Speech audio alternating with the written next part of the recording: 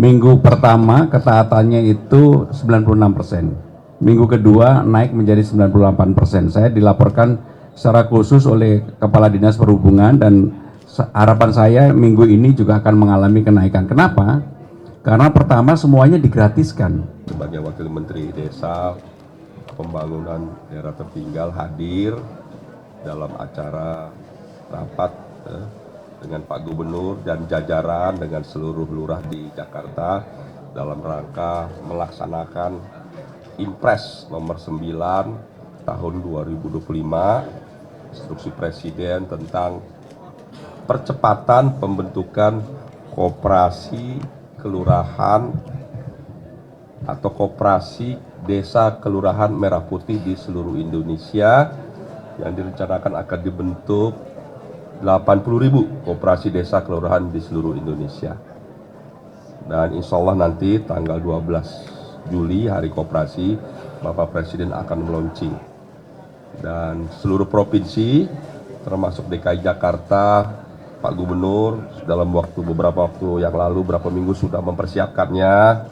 Dan insya Allah dalam waktu sebulan akan terbentuk 267 koperasi kelurahan merah putih di DKI Jakarta.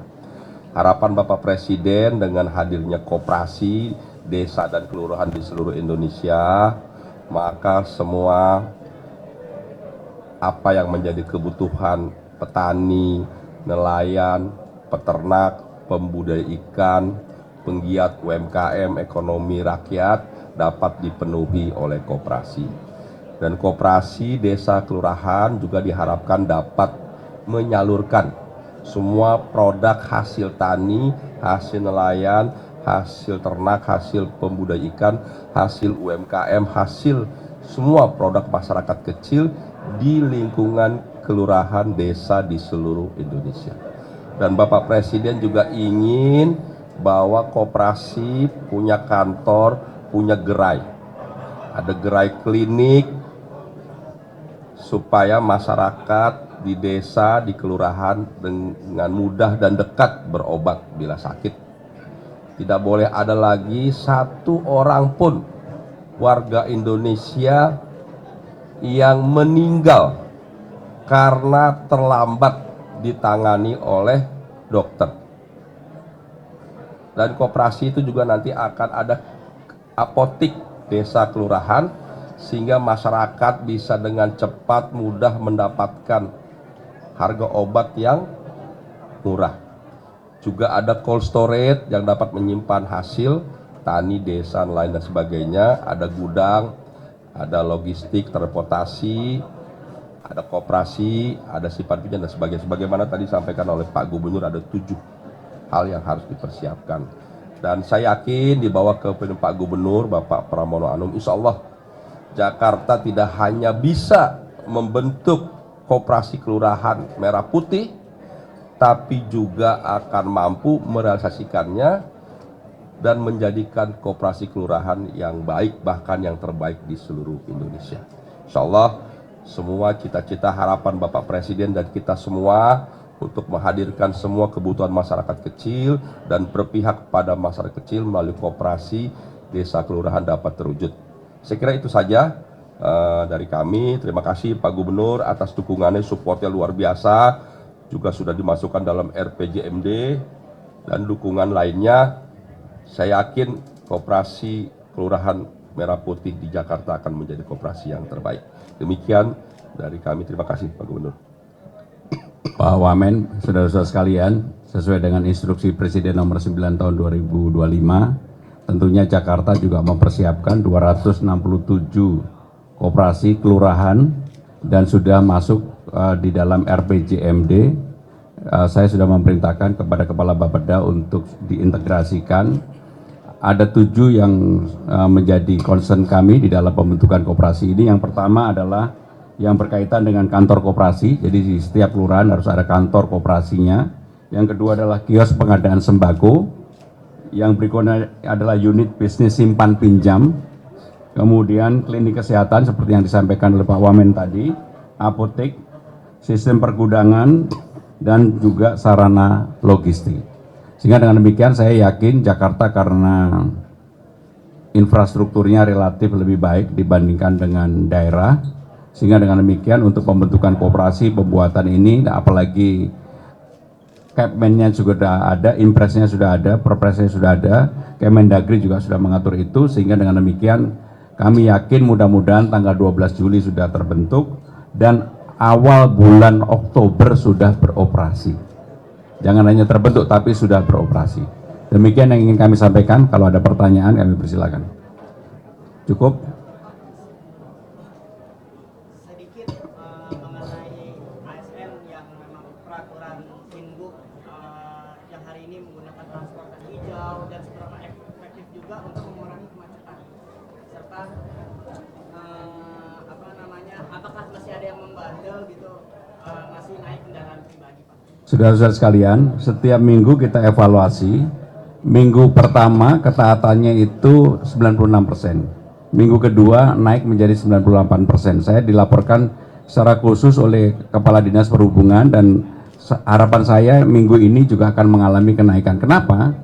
Karena pertama semuanya digratiskan naik kendaraan umum, sehingga naik dari mana aja gratis. Jadi sehingga tidak ada alasan. Yang kedua, semua kantor sudah saya perintahkan untuk tidak menerima ASN yang datang ke kantor pagi hari naik apakah itu motor, naik mobil dan sebagainya, sehingga menjadi pandangan di mana-mana pasti pintunya ditutup dan sebagainya, kecuali ibu yang mengandung atau mendapatkan izin dari atasan. Sehingga dengan demikian saya meyakini mudah-mudahan ini memberikan dampak untuk mengurangi kemacetan, karena Direktur Utama Transjakarta sudah memberikan laporan kepada saya. Akibat kebijakan ini setiap hari Rabu ada lonjakan kenaikan penumpang hampir 110.000. Padahal ASN kita itu kurang lebih 64.000. Artinya apa? Selain ASN-nya juga keluarganya.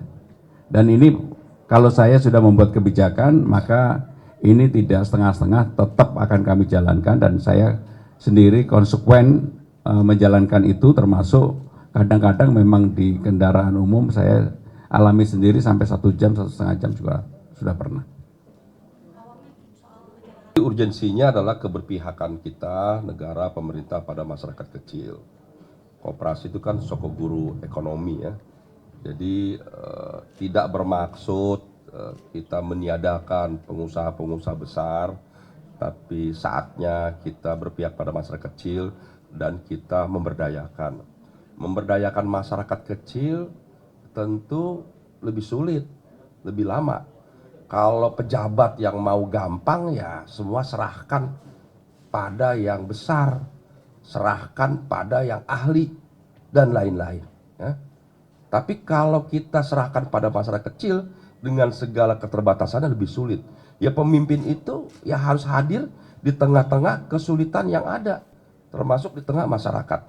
Jadi membangun koperasi ini pekerjaan yang tidak mudah karena dilaksanakan oleh masyarakat di kelas paling bawah, dan ini kepentingan masyarakat kecil. Dan disinilah akan hadir keberkahan kita sebagai pemimpin bangsa, pemimpin daerah dan segalanya. Jadi saatnya di seluruh Indonesia kita berpihak pada kepentingan masyarakat kecil, hadirkan keberkahan. Ya, jadi saya kira itu insya Allah kalau koperasi di seluruh Indonesia bergerak, dapat dipastikan Indonesia akan maju. Saya kira itu.